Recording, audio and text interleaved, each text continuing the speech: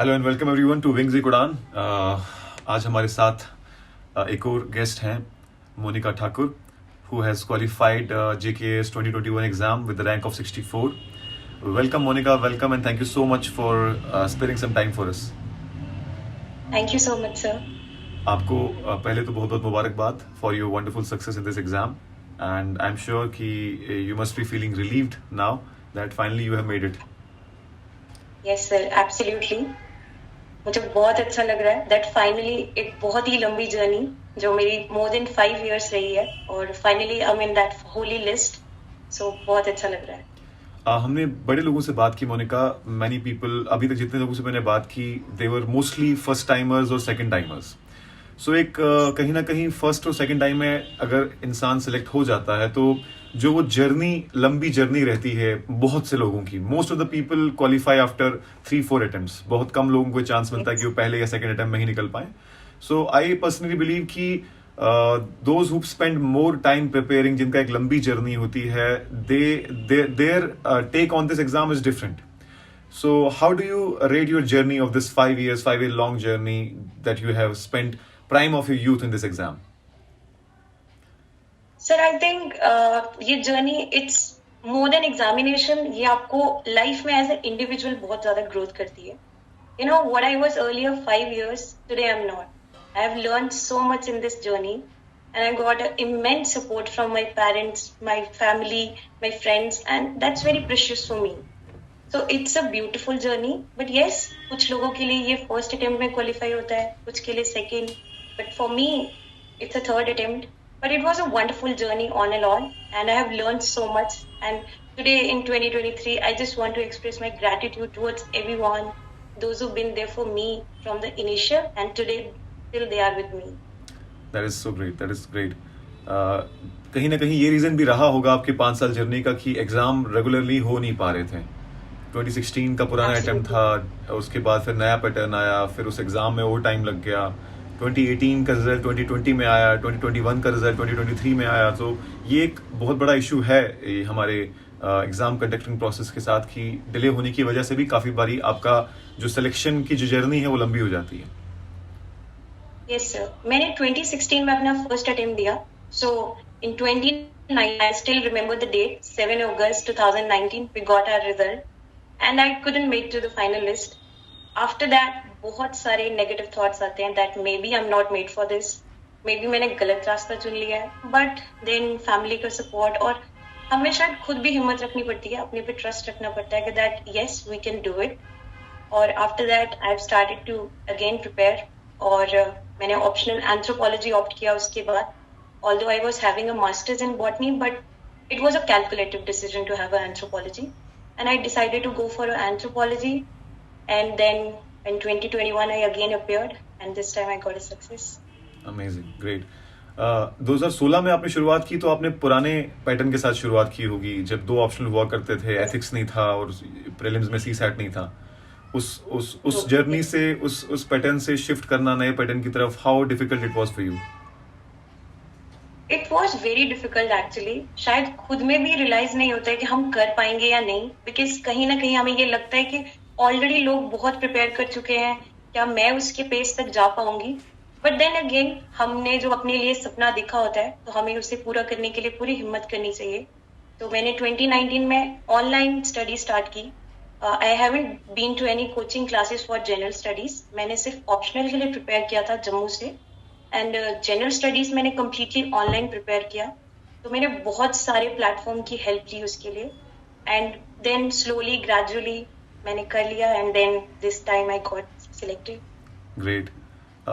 Monika, where are you basically from? मैं हर किसी से सवाल जरूर पूछता हूँ कि कहाँ से आप हैं, ग्रेजुएशन कहाँ से हुई। मकसद इस सवाल का ये होता है कि जो लोग भी आपके इलाके के लोग हैं वो भी कहीं ना कहीं इंस्पायर हों, और अगर वो चाहते हैं कि कोई उनको मेंटर करे तो आप उस इलाके की हैं तो आपसे अप्रोचेबल वो ज्यादा हो पाएंगे। So tell us a little bit about yourself, where are you basically from, schooling कहाँ से हुई, ग्रेजुएशन कहाँ से हुई?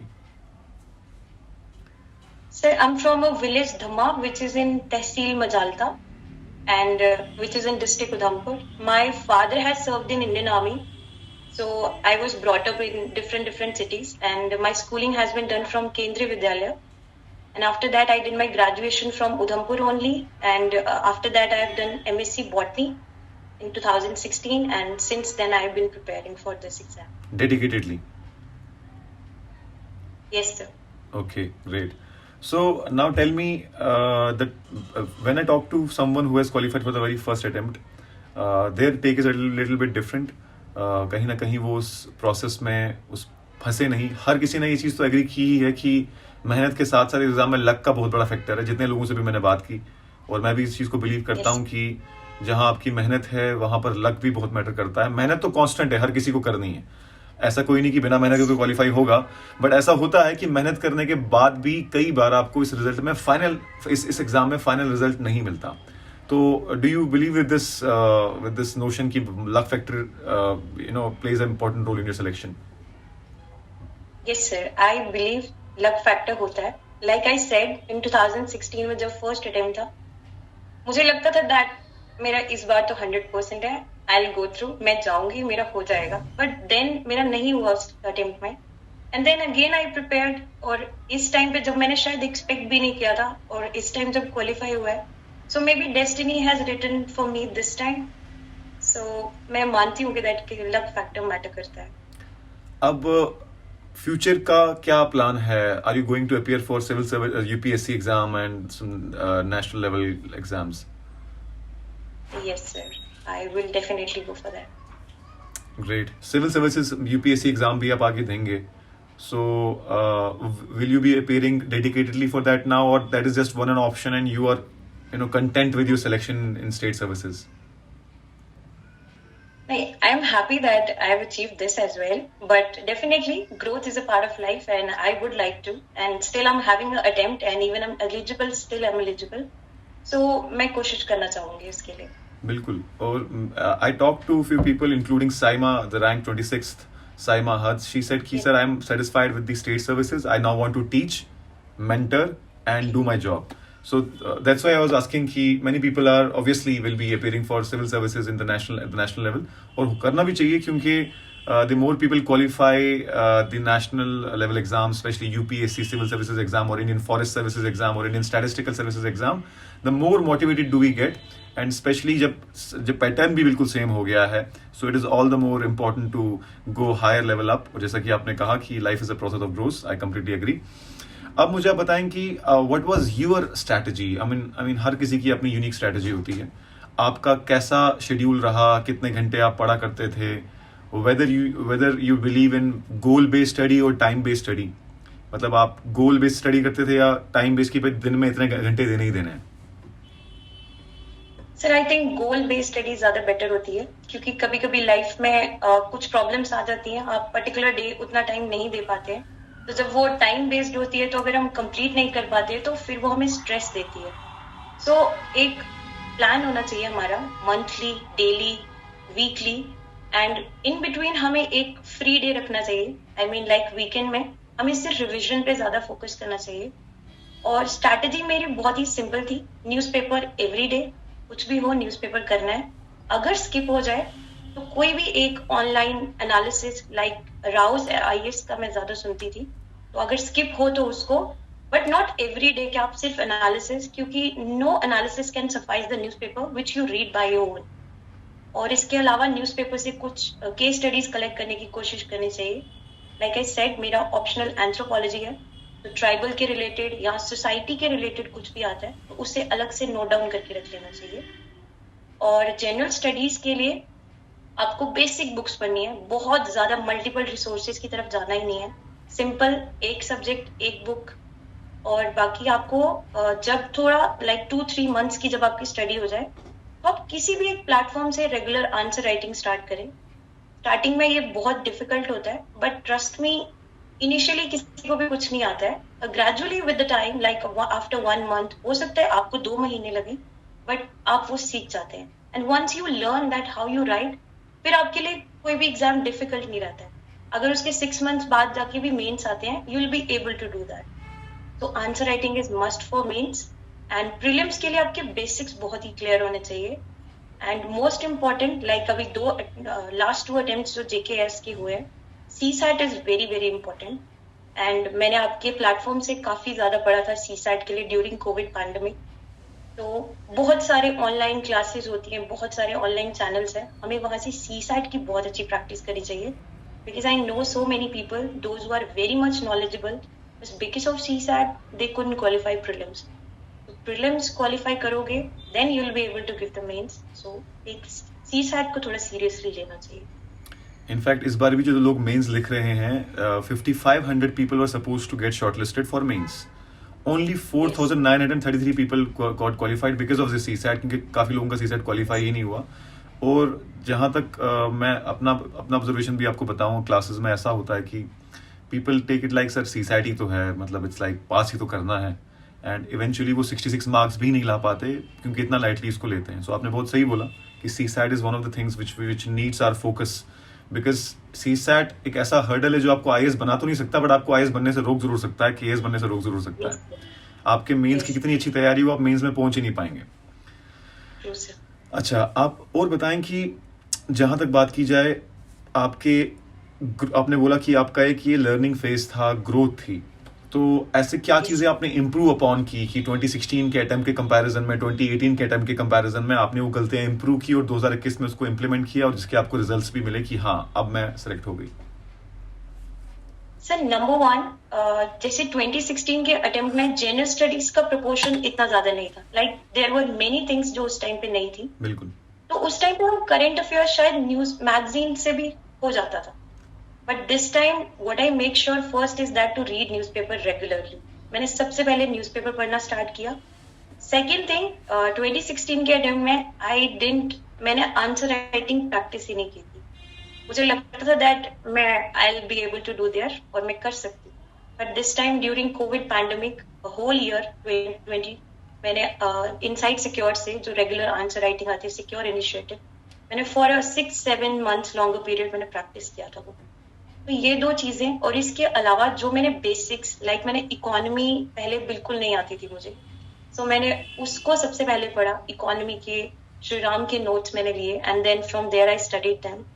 और इसके अलावा जो बाकी चीजें मुझे लगा था कि मैंने लास्ट टाइम नहीं की थी, जैसे एसे 2016 में आई थिंक ये बोलते हुए मुझे बहुत अजीब लग रहा है बट इट्स वेरी ट्रू, मैंने अपना फर्स्ट एसे भी जाके एग्जाम में लिखा and which I think it's a blunder. ये ओवर कॉन्फिडेंस होता है, but this time I make sure कि मैं एवरी संडे में एक ऐसे पढ़ती थी पहले किसी यूपीएससी टॉपिक का, and there after there are enormous number of topics, बहुत सारे टॉपिक्स हमें मिलते हैं, कोई भी एक ऐसे लिखो और उसकी इंट्रोडक्शन हमें पहले से फ्रेम करके जाना चाहिए, क्योंकि वो वहाँ इतने जल्दी सब कुछ करना पॉसिबल नहीं होता है, और स्पेशली जो कंक्लूडरी पार्ट होता है उसके लिए कुछ डिफरेंट चीजें हमें हमेशा याद रखनी चाहिए। जैसे मैंने 2-3 पोइट्रीज याद की थी और कुछ कोट्स याद किए थे so that I can mention there. तो these are the keys I think that मेरा इस बार हुआ है।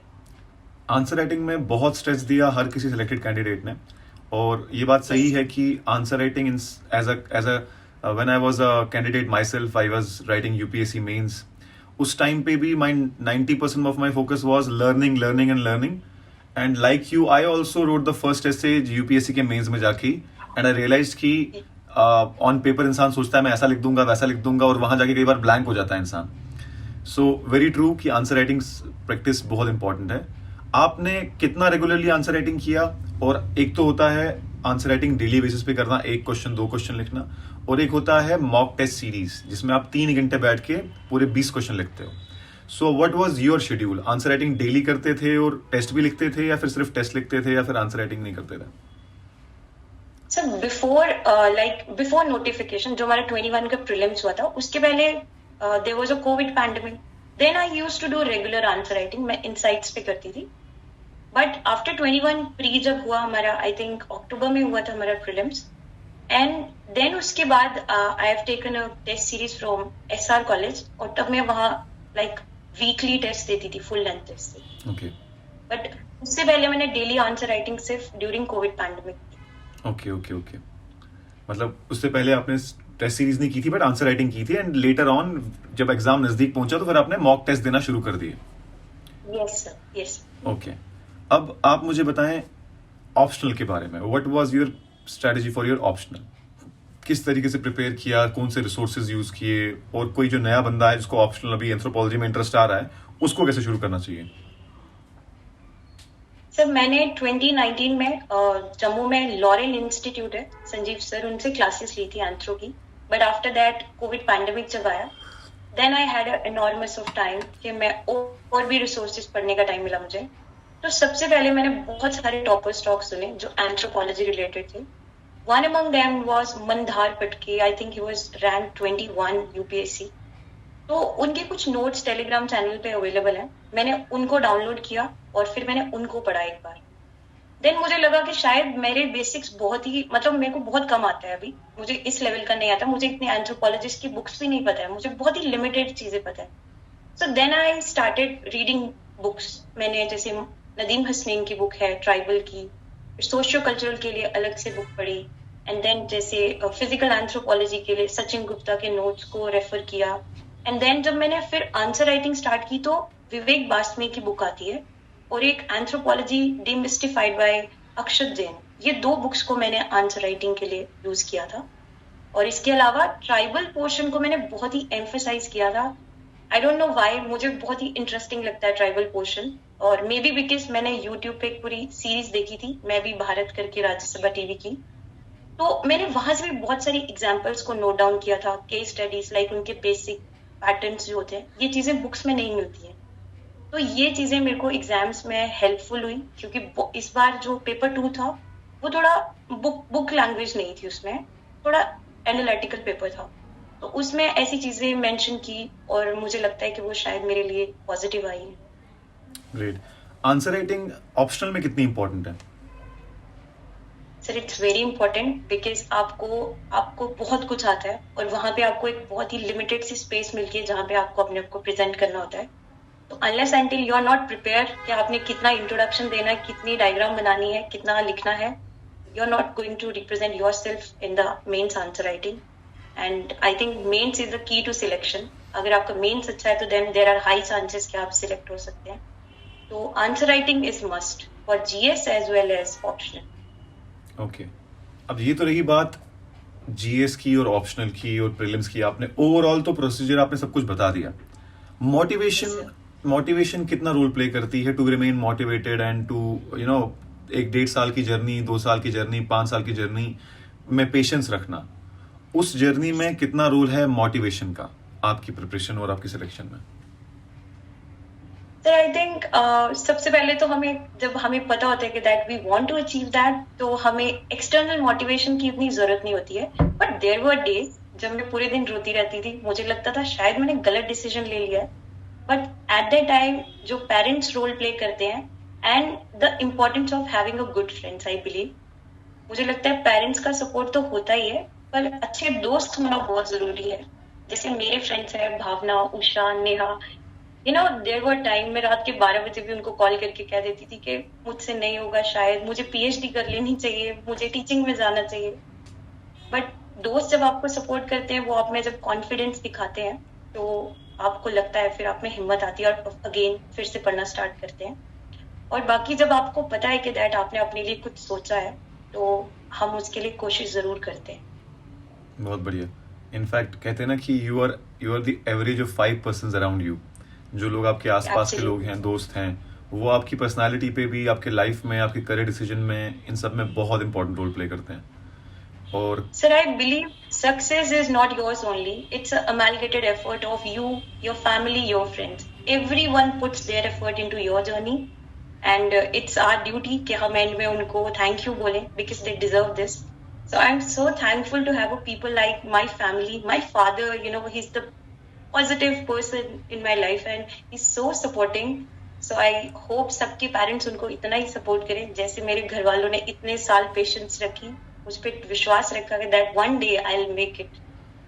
So I'm I sure think I'm so grateful to God that they've given me people. Humility is something I think which comes with struggle. And जिन लोगों का struggle period थोड़ा ज्यादा लंबा होता है, उनके अंदर ह्यूमिलिटी बहुत ज्यादा होती है, and that is very visible in your way of presenting things and in your personality. I'm sure this humility will inspire a lot of people who are going to appear for the next coming exam. Last सवाल मेरा ये है कि जो एक महीना रह गया है जिन लोगों के मेंस में, 20 फरवरी को मेंस है, एक ही महीना रह गया है, तो उनके लिए आप क्या कहना चाहेंगे? लास्ट एक मंथ को कैसे बेस्ट इस्तेमाल करें? Just be confident. आपको ऑलरेडी सब कुछ आता है because you been studying since long. काफी टाइम से प्रिपेयर कर रहे हो. एक महीना है, बस पैनिक नहीं होना है. Don't rush. और जो अभी सुनोगे कि हाँ मैं ये भी पढ़ लूँ वो भी पढ़ लूँ, नो. जो आपने अपना नोट्स रखे हैं, स्टिक टू दैट. वही रिवाइज करो. हाँ, आप एड ऑन क्या कर सकते हो, सिलेबस को सामने रखो. कोई टॉपिक ऐसे लग रहा है कि मैं इसके बारे में, मुझे 200 वर्ड्स भी नहीं आते हैं, जस्ट गूगल इट. जैसे दृष्टि का कोई मटेरियल आ जाएगा या कोई और भी. I am not supporting any particular channel. कोई भी, किसी का भी मटेरियल आएगा, किसी का भी आप उसको रीड कर सकते हो. एंड अलॉन्ग विद दैट, जो मुझे लगता है, जैसे कोई रिसेंट रिपोर्ट, जैसे ऑक्सफैम रिपोर्ट, एसर रिपोर्ट, यहाँ भी सर्वे आएगा, बजट आएगा, कोई जो थोड़ा बहुत स्टार्ट होता है उसको जरूर याद करने की कोशिश करें, क्योंकि वो आपको इंट्रोडक्शन में बहुत हेल्प करता है. और बाकी बस रिविजन करनी है. और एथिक्स को थोड़ा सीरियसली लें. वो ऐसे लगेगा कि बहुत आसान है, हो रहा है, बट वो बहुत स्कोरिंग चीज है. उसमें थोड़ा सा फोकस दे तो अच्छा हो जाएगा. ऐसे एथिक्स और ऑप्शनल तो है ही, मतलब इट्स लाइक इन पे फोकस रहेगा तो काफी ज्यादा रिटर्न्स भी मिलते हैं. But unfortunately we always spend like hours and hours on GS1, GS2, GS3, history, geography, polity, economy, but we don't give that much of time to ethics and essay, जहाँ से 250 number directly आ सकते हैं. So sir, I used to read ethics every day.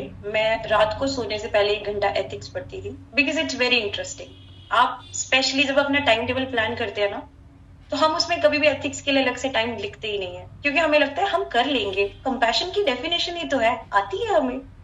तो मैंने एक habit बनाई थी कि मैं रात को सोने से पहले एथिक्स के लाइक 20-30 पेजेस पढ़ लेती थी बुक्स के.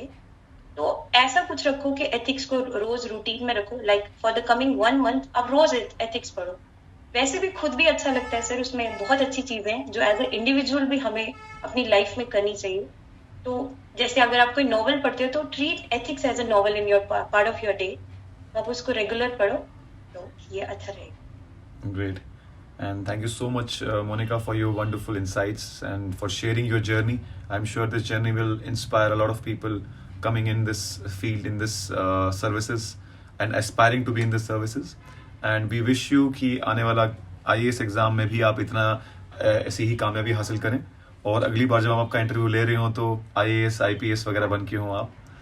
So Thank you so much, sir. And I would like to say you are doing phenomenal job, sir. मेरे जैसे बहुत से बच्चे जो ऑनलाइन पढ़ते हैं, सो आपका मटेरियल, आपका जो कंटेंट आप यूट्यूब पे जो देते हैं, it's wonderful sir. And I would really want to meet you in person. So I hope will meet soon sir. thank you so much, coming from someone like you who has already qualified, and it really means a world to us, and it is only with the support of well wishers like you that we have been able to do a little bit whatever we can in the arduous journey of civil services aspirant.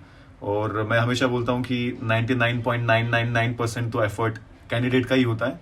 हमारा role शायद 0.001% तक रहा हो. We are happy कि कुछ भी हम थोड़ा बहुत एफर्ट डाल के किसी के भी काम आ जाएं तो हमारी जर्नी सफल रहेगी. So we would definitely wait for you to come to Jammu, and we would want you to interact with people. हमने ओपन सेमिनार्स रखे हैं कई सारे लोगों के लिए, जो ओपन हर कोई आ सकता है बात करने के लिए आपसे. So we would wait for you to come to Jammu and will sit down and आपसे कुछ लर्न करेंगे, अपनी उसको आगे इम्प्लीमेंट करेंगे आने वाले चैनल, यूट्यूब चैनल के वीडियोस में. और आपको भी हम परेशान करेंगे कुछ वीडियोस बनाने के लिए, ताकि वो ओपन प्लेटफॉर्म में जाके आपके एक्सपीरियंस से लोग लर्न कर सकें. So that would be my pleasure. मैं जरूर आऊंगी sir. Thank you so much, Okay. Monica, Thank you, sir. and we wish you the best. Thank you. Thank you so much. Thank you so much. Thank you.